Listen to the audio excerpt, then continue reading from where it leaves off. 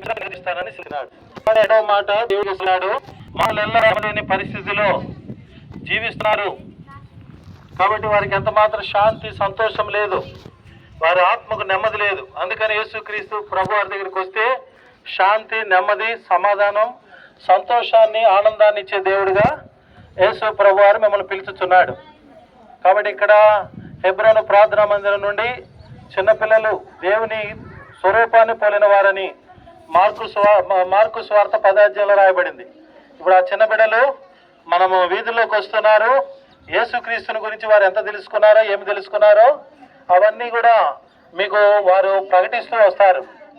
కాబట్టి ప్రియ సోదరుడా, మీ పిల్లలు మీ వీధుల్లోకి వస్తున్నారు కాబట్టి దేవుడు మరి దేవుని యొక్క మహిమను కనపరచబడినట్లు మరి మీ బిడ్డలు దేవుని కొరకై దేవుని మంచి మాటలు, కథలు, వాళ్ళు నేర్చుకున్నటువంటి పాటలన్నీ కూడా వినిపిస్తారు. కాబట్టి యేసుక్రీస్తు ప్రభువే నిజమైన దేవుడును నిత్య జీవునై ఉన్నాడు. ఆయన ఈ లోకములో నిజముగా నరకం నుండి రక్షించే లోక రక్షకుడు ప్రభువైన యేసుక్రీస్తు.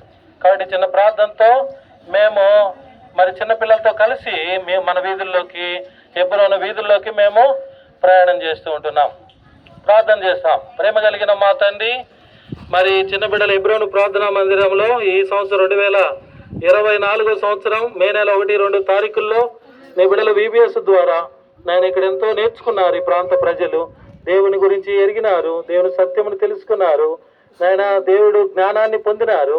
మరి ఈ సమయంలో ప్రభా 3వ దినం, ఆఖరి దినం VBSకి ఈ దినాన బిడ్డలందరూ కూడా మరి దేవుని మహిమార్థముగా కొంత దూరం ప్రయాణించి దేవుని ప్రకటించి నాయన మరలా హెబ్రోను ప్రేయర్ హౌస్కి రాబోతుండగా నీ కాపుదల క్షేమము, నీ యొక్క మహిమను ఆవరింపచేయమని యేసు వారి పరిశుద్ధ నామములో అడిగి స్తుతించి వేడుచున్నాము తండ్రి. ఆమేన్. చెప్పుడి యేసు ప్రభు వారికే జై. మన కొరకే త్వరలో రానున్న యేసు క్రీస్తు వారికే హల్లెలూయా.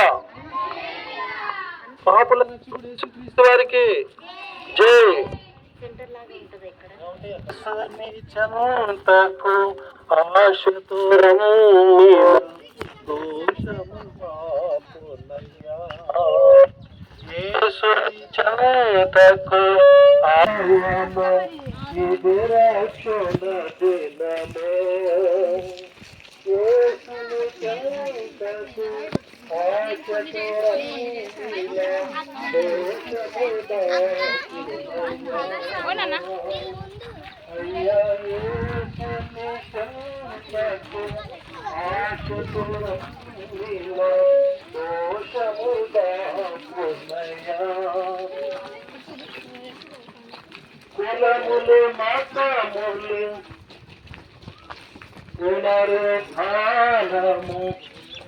దోషము పాపులయ్యా. కులములు, మతములు, ఆచారములు దోషము పాపులయ్యా. ఇప్పుడే యేసుని చెంతకు వచ్చిన రక్షణ పొందెదము.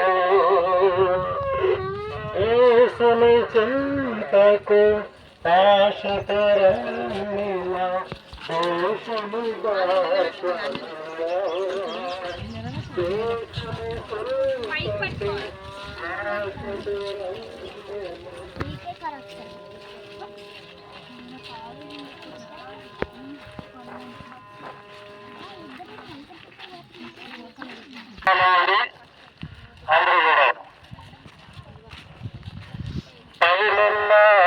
ఆకాశమందులో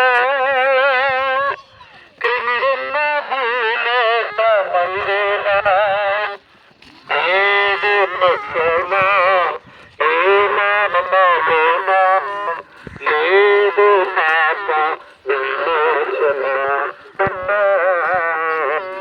లేదు పాప విమోచన.